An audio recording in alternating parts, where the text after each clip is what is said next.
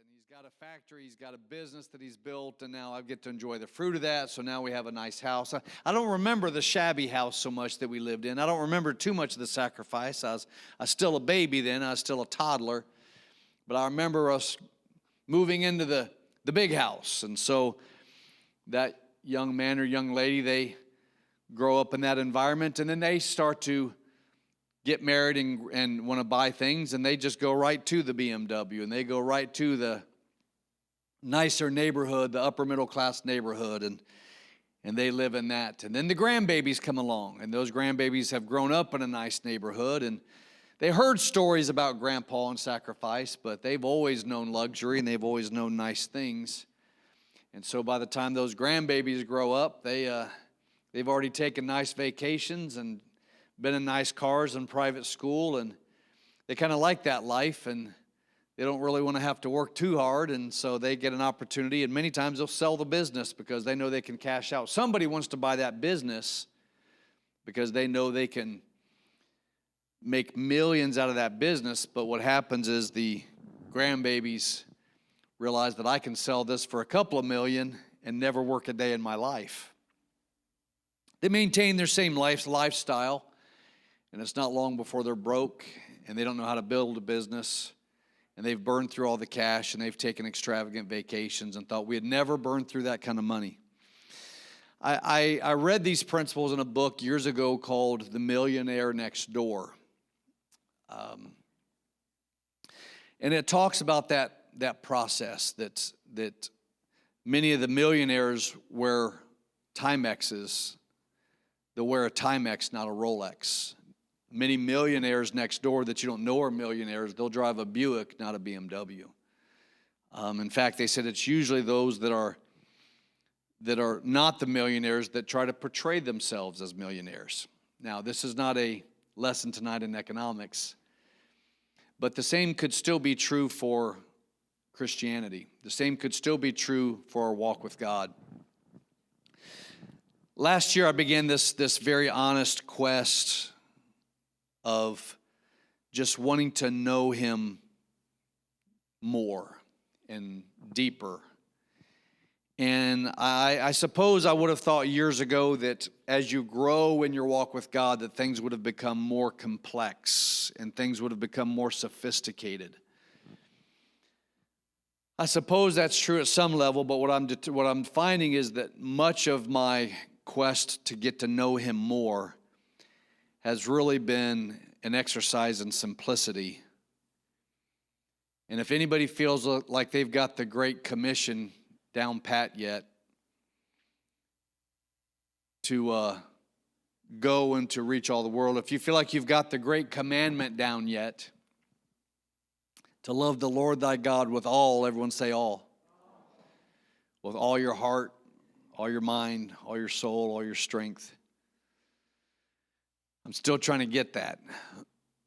Right about the time I think I'm close, I see another area that is not surrendered. And so as we're walking through this book of James, there's things that we're reaching for, that James is trying to help us to understand some things to help us to mold and shape our life into the image of Christ. And we have to allow ourselves to be put on this potter's wheel, to allow ourselves to be molded and shapen into His image, to be a true Christian, to be Christ-like. I will tell you, there's nothing in my personal nature that is Christ-like. If there's anything that's even close, it would be that there's something that's there that needs a lot more improvement to be actually Christ-like. We don't really find that we are getting it right until we're tested. And those tests are never easy. Those tests are misunderstanding, betrayal, hurt, wounds, struggle. All those things are the pressure that as we're on the potter's wheel, that the Lord allows us to go through. And the application of that potter putting pressure on that clay and molding and shaping is all an exercise in pressure. And so that's why we have to be careful not to jump off that wheel and want ease. If we do, then we simply become the grandchild of the business owner that wants it easy. We want great church. We want a great experience. We want the temperature just right, the padding in the pew just right, the music to my liking, and everything perfect. And we find that we're not mission-minded. We're just church people. And we want good church. And we have totally lost true discipleship, that we should be in the harvest and that we should be constantly striving to be molded and shapen into the image of God. So we're going to pick up where we left off. We talked last week about how we sometimes judge people about their appearance, and somebody that may appear to be a certain way or wealthy, how we give them the better seat, and somebody that doesn't appear to be so, we neglect them. And we talked a little bit about how we apply that to our lives and things that we've seen. Tonight we pick up on verse 5. I'll read out of the King James first, and then I will follow it up with the NIV and then have some discussion here as we continue to go through the book of James. Verse 5, "Hearken, my beloved brethren, hath not God chosen the poor of this world, rich in faith, and heirs of the kingdom which he hath promised to them that love him? But ye have despised the poor. Do not rich men oppress you and draw you before the judgment seats? Do not they blaspheme that worthy name by which you are called?" Now I'm going to go back just a minute and just read, just so you can see the context of this passage. Because last week it said, "My brothers and sisters, believe in our glorious Lord Jesus Christ, must not show favoritism. Suppose a man comes to your meeting wearing a gold ring and fine clothes, and a poor man in filthy old clothes also comes in. If you show special attention to the man wearing fine clothes and say, 'Here's a good seat for you,' but say to the poor man, 'You stand there or sit there on the floor by my feet,' have you not discriminated among yourselves and become judges with evil thoughts?" So we go to that passage into this one here, and again, I'll pick up in the NIV,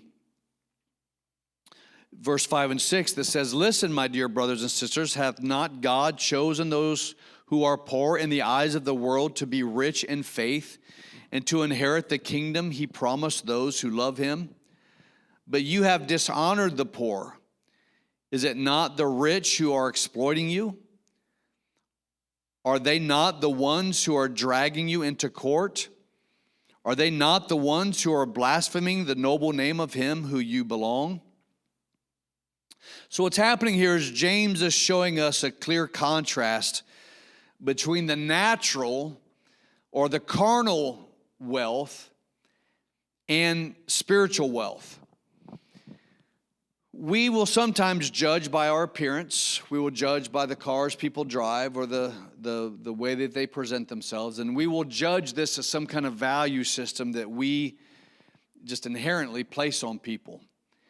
And what James is trying to get us to understand here is there is a value system that we have to begin to discern in the spirit realm, that we have to look beyond those natural things that we judge, the car they drive, the job they have, the money that they make, how they present themselves. We have to look past that and see what is the Lord seeing here. Now, I will tell you that Josephine, I hope she invites me to her neighborhood when I get to heaven. I hope Gordon invites me to his neighborhood. I hope Clyde invites me to his neighborhood. And I told Clyde this. I told Clyde, and I think, McCullen, I think you were with me. And I said, this guy right here, I hope I get an invitation. I hope he invites me to his house when we get to heaven. Clyde Fox is a welder. Clyde Fox goes on a missions trip about once a year, and he and his wife spend about a month in a village in Africa. He's been doing it for decades. He's not a preacher. He's well known in the Ohio district, mostly by anybody that's under the age of 35, because at some point, Clyde was the security guard in the golf cart at camp. He loves all the kids love him. Clyde probably will have the most purest form of ministry of just loving people and going on missions trips and touching villages in Africa and having a bunch of kids that don't look like him huddle around him as he goes once a year and spends his own money to get there. Clyde told me about Brother Fox told me about his testimony about how he got a job, that he walked into a building and they said, sorry, we're not hiring. He had just lost his job. This is 30 plus years ago. He lost his job. He walked into a place and said, well, I'm looking for a job. They said, sorry, we're not hiring. He said, so I said, well, thank you. I just thought I would check. And they said, well, thank you for stopping by. He walked out, and as he's walking out, a man's walking in and says, can I help you? He said, no. He said, I was looking for a job, but I understand you're not hiring. And he said, well, what do you do? He said, well, I'm a welder. And he said, well, turn around, come back inside with me. And he said, well, they already told me you're not hiring. He said, well, just come back inside for a second. He didn't know he was talking to the owner of the company. As it turns out, not only did it get hired, but within just a short amount of time, this guy found out that Clyde likes to take these missions trips, and he basically told Brother Fox, you go on don't worry about your vacation time. You spend as much time on your mission field as you want. We'll take care of you. Not too many companies will tell you that. Josephine is Josephine Dudek, my grandmother. Lived in a modest house. Never got a driver's license, had 6 kids. Her husband passed away in his early 50s, my grandfather. I didn't know him. I was 2 years old when he passed. I watched her be faithful to the house of God. We would spend the night at her house when we would go there and visit in Indiana, and I would walk in her little modest house with creaky floors, and it had a very, I don't know what, I never knew what like the smell was. I don't know, it wasn't a bad smell, it was just the smell of Grandma's house. I don't know how to explain it. There was just, because it was an older house or something, I don't know, but it just, you just knew there was that just familiar thing there. And so Grandma's house, but there was only one bathroom, and so I remember going past the living room, and at nighttime, if you walk past her bedroom, you could hear, it sounded like she was talking quietly on the phone. She would be talking.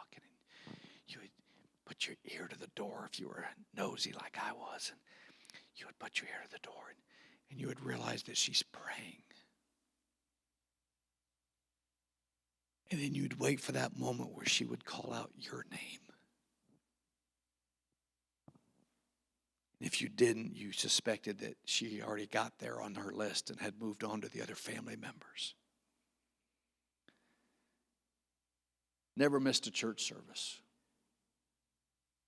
In fact, this Guthrie, what is her name that's missing right now? What's her first name? Guthrie. Nancy. Savannah's her daughter. Nancy Guthrie. Do you know why they knew she was missing? Because she wasn't at church on Sunday. She was so faithful to church that one Sunday she wasn't there. They knew something's wrong. I have a question for you, church. If you missed a service, would anybody call you? Now, don't get mad at the church people that they didn't call you. The question isn't, would somebody call you? The question is, are you so faithful that if you weren't there on a Sunday and somebody didn't know you were on vacation, would it be out of place? Would it be odd? They're not here. Something's wrong.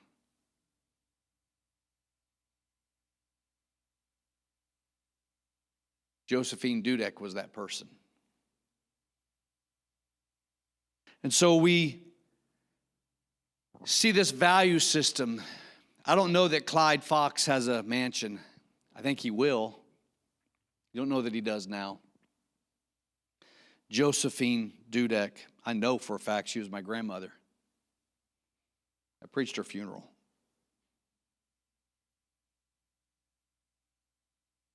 But how did God see them?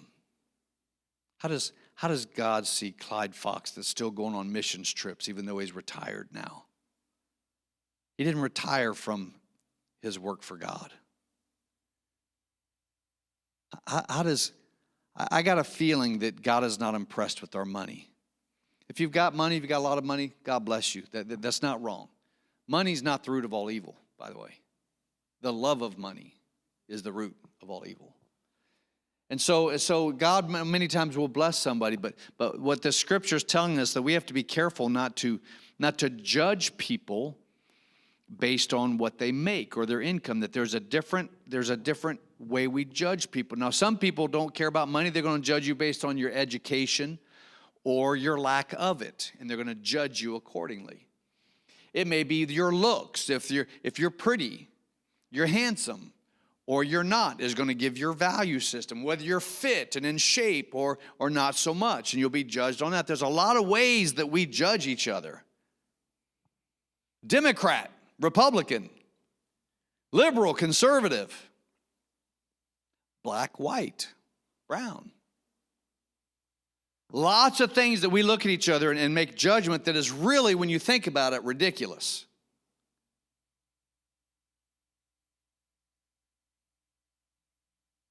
And yet God sees the real picture. And so James is showing us here the contrast between this carnal wealth and spiritual wealth. He goes on to tell us that the very ones that we would give favoritism to are the very ones that will look down on you. The very ones that we would give praise to, and the very ones that we would worship at one way or another or admire may not give us the time of day. In fact, would exploit us, would take you to court, and in fact, curse the very God that you serve. And so James is telling us, be careful who you admire. Be careful who you idolize. Because those people, in God's eyes, we have to look through His lens and try to judge people according to their deeds and according to who they are in God. And try to find that spiritual connection in the person and find more of a value in that person on their walk with God, more so than all this external stuff that perhaps we would look up to, but they wouldn't give us the time of day. Verse 8 says, if you fulfill the royal law according to the scripture, thou shalt love thy neighbor as thyself, ye do well. But if you have respect to persons, you commit sin and are convinced of the law as transgressors. NIV says this, if you really keep the royal law found in scripture, love your neighbor as yourself, you are doing right. But if you show favoritism, you sin and are convicted by the law as lawbreakers. Now, we all know we shouldn't kill people, right? I mean, we got that.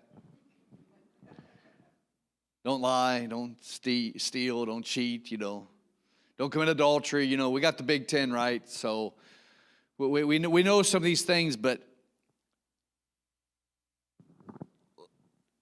if you show favoritism, you sin and are convicted by the law as lawbreakers. That's hard. I mean, that's when we probably overlook. I know I have. The fact that I show favoritism is a sin.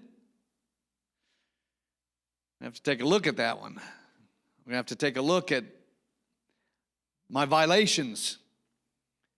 How many times have I violated that? How many times have I chosen to avoid people and tried to have conversations with people that were maybe a little bit more well off or thought maybe had a little bit more title or position? Or has there been any of those times where I've done something like that? I didn't give this example last week. I'll give it today. We had so many examples afterwards. People weighed in and had some great comments last week.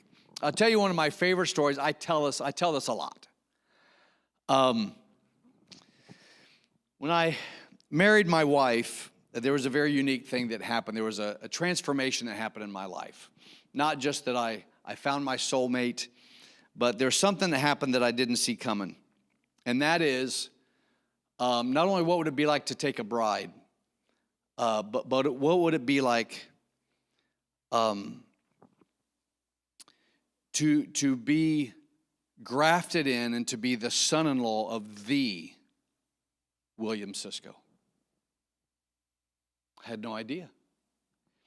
So I would go to a general conference, and some guys would introduce me to people, and they would say to an individual, they'd say, "Hey, this is Bill Pellum," and they'd say, "Hi, how you doing?" And they would look over top, they'd look past me because they're looking for somebody else more important to talk to. "Hey, how's it going? This is Bill Pellum. This is Brother Cisco's son-in-law."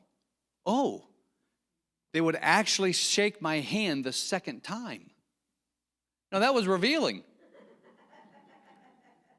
Because you just showed me that you blew me off the first time when I was a nobody.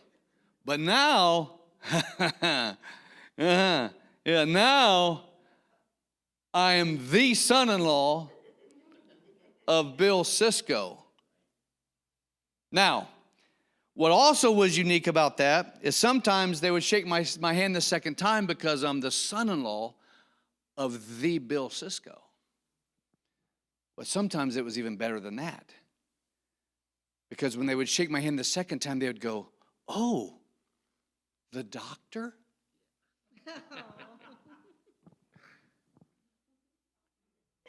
Which is my other brother-in-law, married to her sister. And I would say, "No, I'm the other one."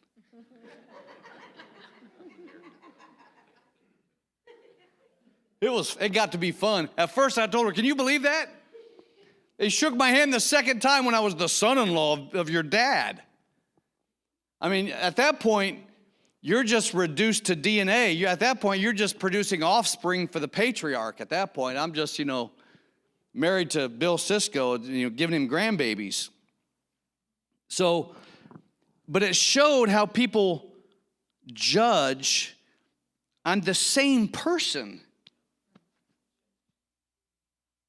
Inside and out, I'm the same person, but when I'm Bill Pellum and you don't even know who is that person. They don't even know who that person is.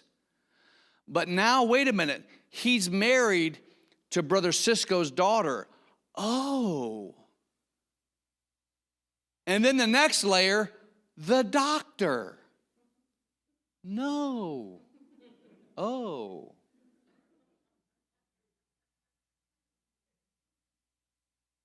Don't even look at him.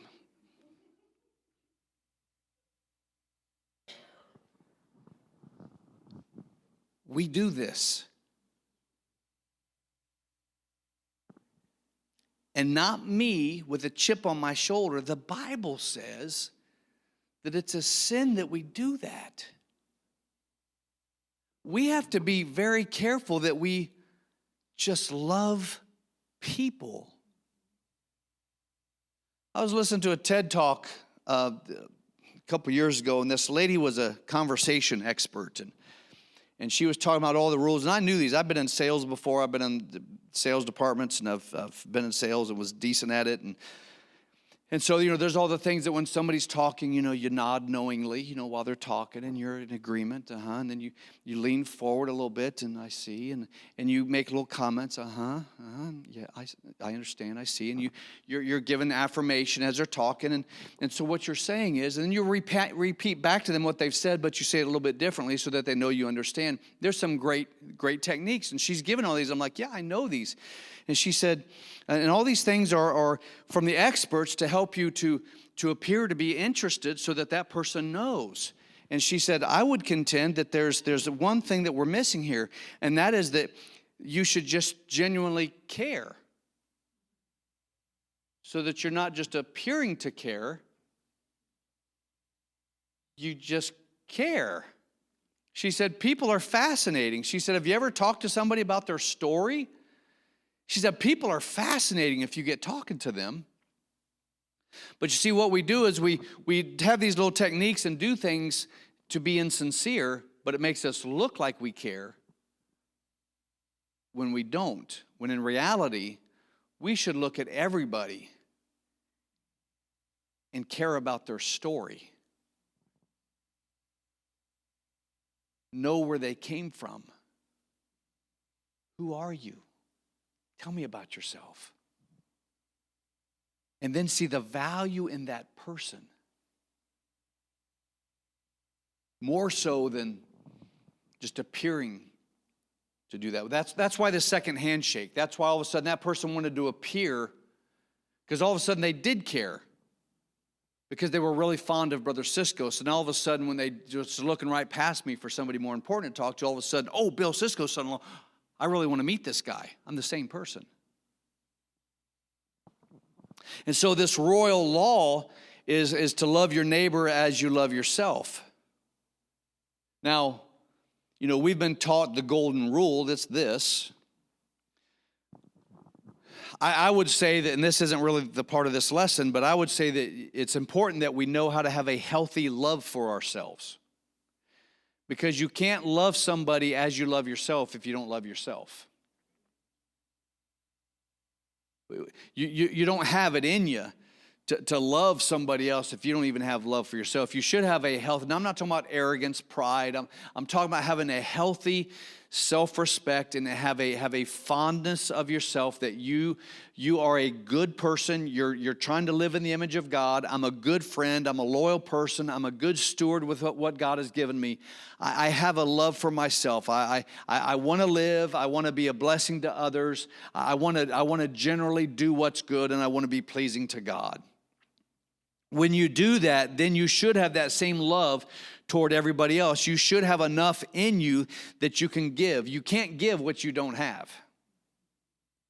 I can't give you gold right now because I don't have any gold.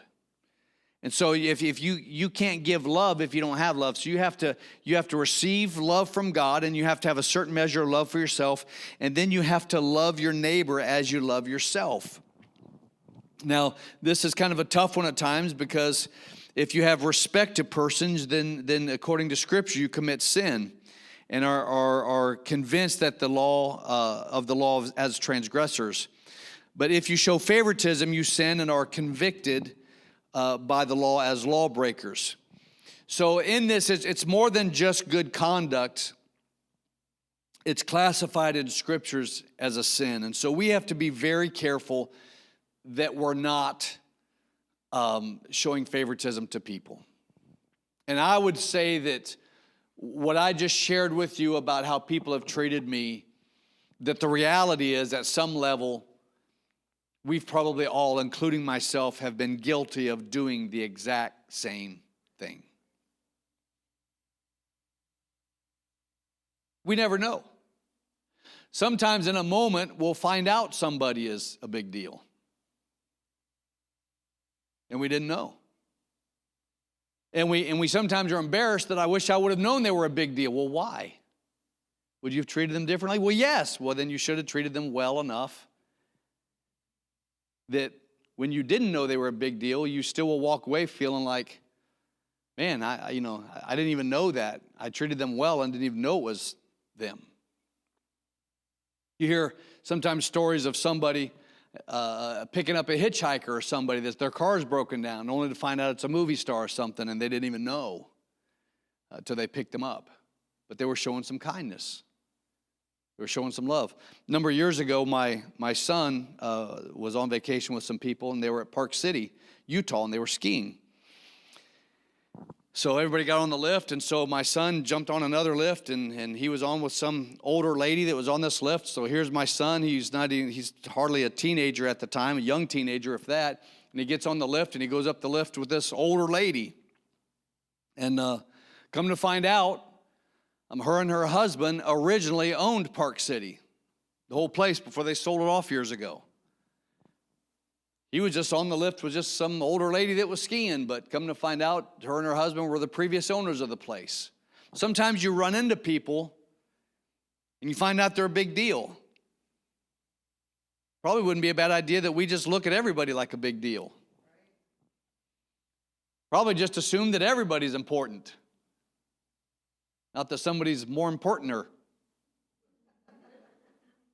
That everybody's important. Everybody matters. Everybody deserves to feel like they matter. Not just when you walk into Buc-ee's. And everybody says hi to you. If you haven't been to Buc-ee's yet, you won't know what that means. But when you do go and pull up to one of the 130 pumps that they have outside to get gas, and you walk in, they're going to say, "Hi, welcome to Buc-ee's." Like, I just walked in with 15 other people, but they said hi to me. Everybody matters. And so it's important that we treat everybody with value.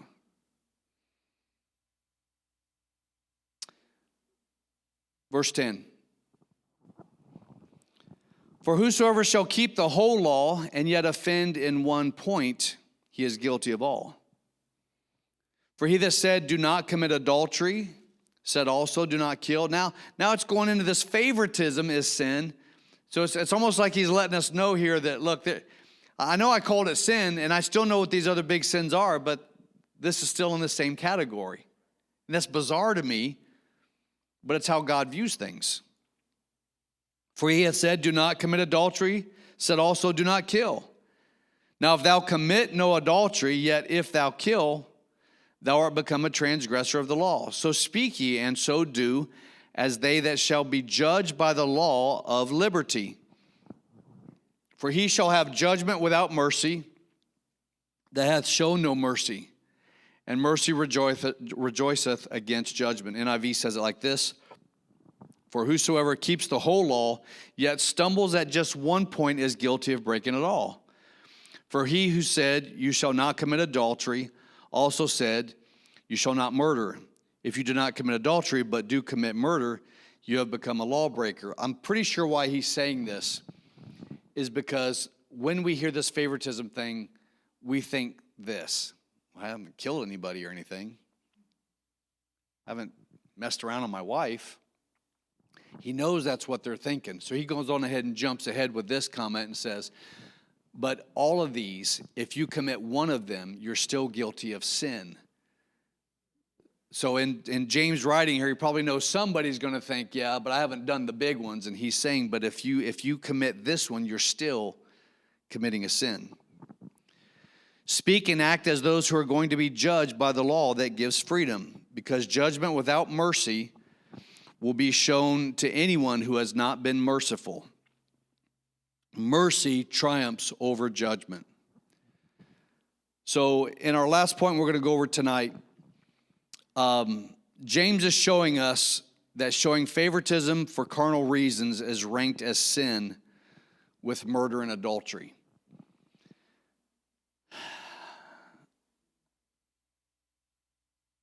Because the Lord is able to see things in ways that we can't. That seems out of balance for me. But when we read that book here a while back about Imagine Heaven, here's what we noticed. We noticed a lot of occurrences where somebody went and met the Lord. Now, we know that they came back. We know that in this event, that wasn't their final judgment, that they went to heaven and stayed in heaven, because we'd have never got the story. But when they had this visitation, whether they would have gone to heaven or not, it's not the point. The point is they had a moment that if you read the book and believe that that was a moment that was legitimate, then it's up for you to decide. But they had that moment, and maybe it was that moment that even if they weren't serving God, they had that moment to get things right and to come back and start their life over and serve Him. The point is this: we found in that book that small acts of kindness are a premium to the Lord. Why? Rockefeller said years ago, if you take care of the pennies, the dollars will take care of themselves. In other words, the small things matter. The small little wasted times in our life stack up and matter. The times scrolling, the time doing things stack up and begin to matter. Money that's wasted, it's only a Starbucks, it's only a meal, it's only a drive-through, it's only this, it's only that. All that over time, you look over the course of a month, over a quarter of the year, over a half year, over a year, and you count up the money, it matters. My wife, we were driving the other day, and she read something to me about The $5 a day for Starbucks over the course of a year is this. Over the course of 10 years, it's this. $5 a day into the stock market, compound interest, equates to this. So it's not just the money lost that you spent at Starbucks, it's the money that could have been invested and then compounding interest over 10 years. And it's an astronomical difference. But hey, I don't have enough money to invest. If you have enough money for Starbucks, you have enough money to invest. The principle is compound interest. The principle is a lot of little things over and over and over and doing it right. The principle is if you know how to show favoritism and you are inconsistent with your favoritism and not loving everybody, then that chips away over time.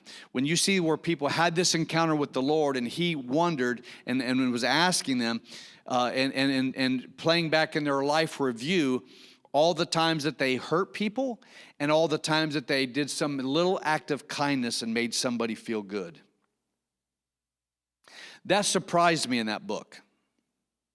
How many times that little acts of kindness that somebody did something nice for somebody mattered.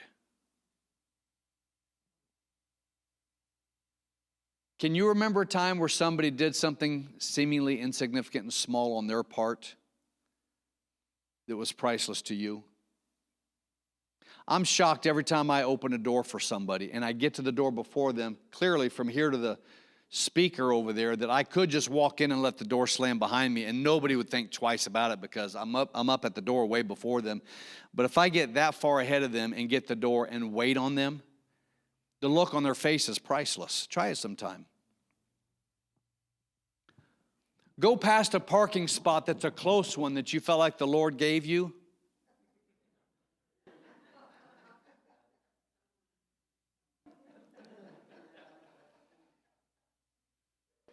Clearly the Lord blessed me with this close parking spot. And point at the person that's behind you and drive on past it. And give it to them.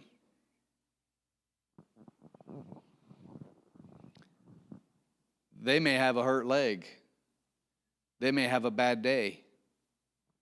You don't know. You take care of the little things, the big things will take care of themselves. A little act of kindness costs you nothing, but it could crack the door open for somebody. Years ago, I'm in Westland Mall, Columbus, Ohio, West Side. I'm in a Weldon's Books, and I bought a greeting card in the bookstore in Westland Mall. And I went to the line, and this little elderly lady comes in behind me with the card. And I said, "After you, ma'am." She said, "No, you were here first." I said, "Ma'am, I insist, please, after you."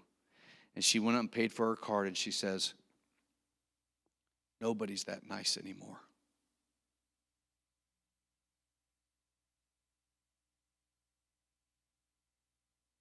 A grown 30-something-year-old man letting an elderly lady go, and she's like overwhelmed. What? Hey, folks, it's a mean world out there. And it's getting meaner.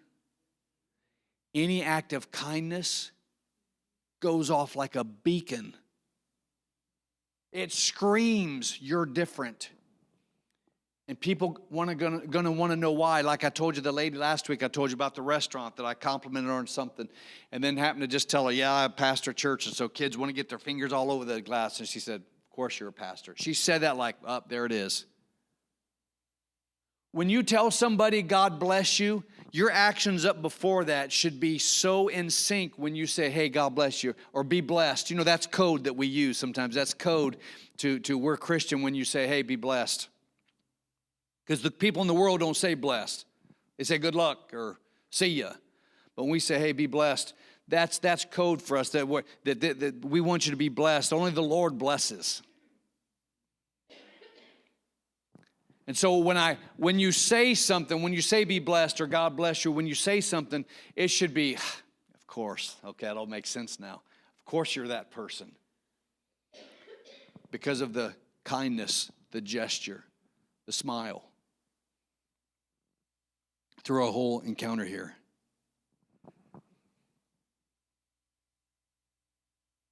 James is showing us that showing favoritism for carnal reasons is ranked as sin with murder and adultery. And then this: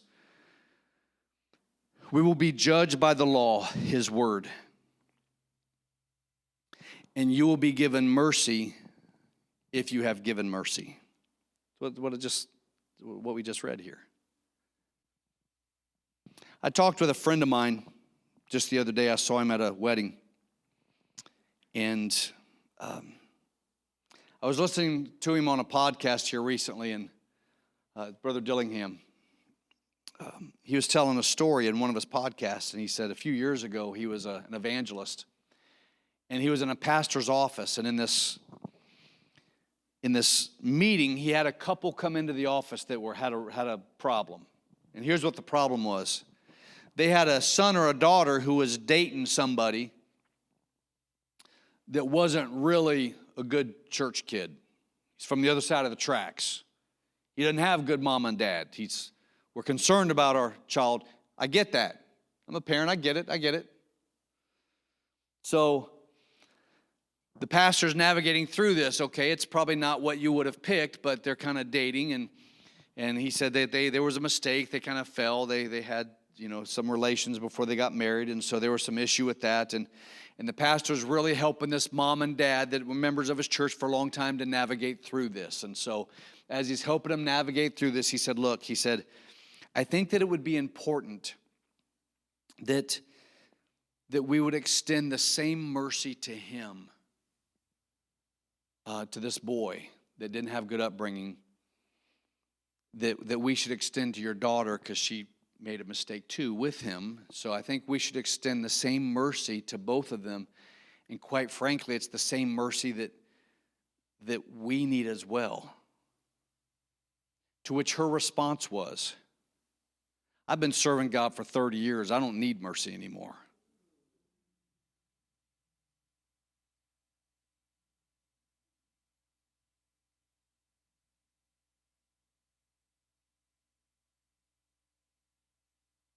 He told me Monday night what happened to that family within like a year. This person that was way beyond needing mercy was divorced and in a relationship with somebody of the same sex.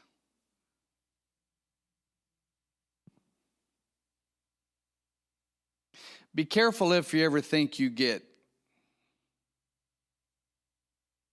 so saved that you no longer need mercy. And what James is telling us here is we need to be very careful to extend mercy. I will tell this whole church, I am shocked at how far I am with God, and I still need mercy. Am I stealing? No. Am I cussing people out? No. There's certain disciplines that I'm trying to get better at. Yes. Certain disciplines I'm trying to get a hold of. Yes. There's thought things. There's attitudes. There's things that some people would think, well, how do you even consider that wrong? Well, because I know where I am with God, and I know what God's talking to me about. And that's why I started this whole thing tonight with, I thought things would get more complex, but every year I find I'm trying to get more simple. Get those basics right with my walk with God, and I love the people of God in church, but I'm so done with the culture that is just so church building centered, event centered. I want to get into people's lives and help them to take this journey with me to get closer to Him and learn to love Him more and to figure out His love for me if I can get that figured out. And mercy and grace and helping people to navigate through their lives and their messed up lives. And let that light shine and be kind.